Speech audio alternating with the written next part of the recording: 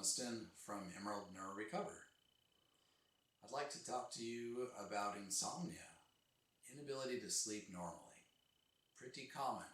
If you don't have it yourself, you probably know somebody who does. Well, insomnia is an interesting thing, isn't it? Because if I'm driving my car, I better not go to sleep, and yet 6 or 7 hours later, when it's the middle of the night, I better not wake up. How does the body magically do that? Go from a awake state that has to stay awake and then voluntarily go into a coma for a certain number of hours every night and then end it and wake you up. It's a big neurologic feat, but it gets interrupted in many of us. We can be fatigued during the day, even sleepy, and then we may also have trouble staying asleep or getting to sleep at night. Well, the brain is not usually the source of the problem. Now, we might use brain materials like medications to try to get to sleep, but they can become addictive, and they usually do. It's better to find out the actual underlying cause for that situation. Now, the brain certainly is the center of the neurologic system, and sleep is primarily a neurologic function. However, the brain doesn't just float in the air. It's connected to the rest of your body through the circulation.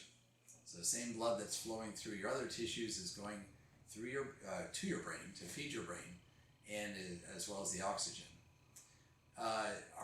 We have two main problems that cause insomnia. Really three. Let's take them in order.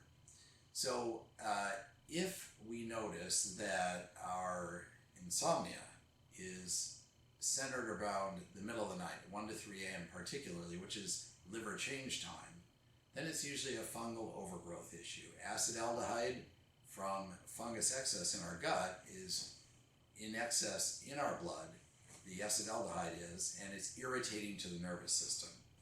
Two common patterns for that.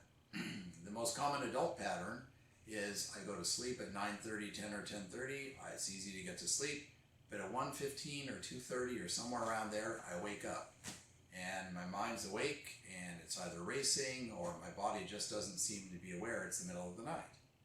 And then I'm awake for 20 minutes or maybe 2 hours before I can calm down and get back to sleep. Sometimes I don't get back to sleep. That is a very liver-related pattern, which is almost always from a fungal excess, a candida overgrowth. The other pattern for that is to not be able to get to sleep till about 2 or 3 in the morning. And that's what a person who's waiting for their liver to calm down. And that's also more the teenage or child pattern. So that is a fungal issue. The second most common factor causing the insomnia is low thyroid. Not exactly understood why it impacts sleep. When the thyroid is low, we tend to have trouble getting into a deep sleep. It's not related to the middle of the night. We just have trouble getting a deep sleep. Mind's not necessarily racing. It's just that sleep isn't coming. So that would also be a very common factor. The third factor would be the use of medications, drugs that actually impact sleep in some way. So that could be opiates. It could be benzodiazepines like Ativan, Xanax, Valium. These meds can induce sleep, and therefore the use of them will actually disrupt our ability to sleep. You can get your sleep back.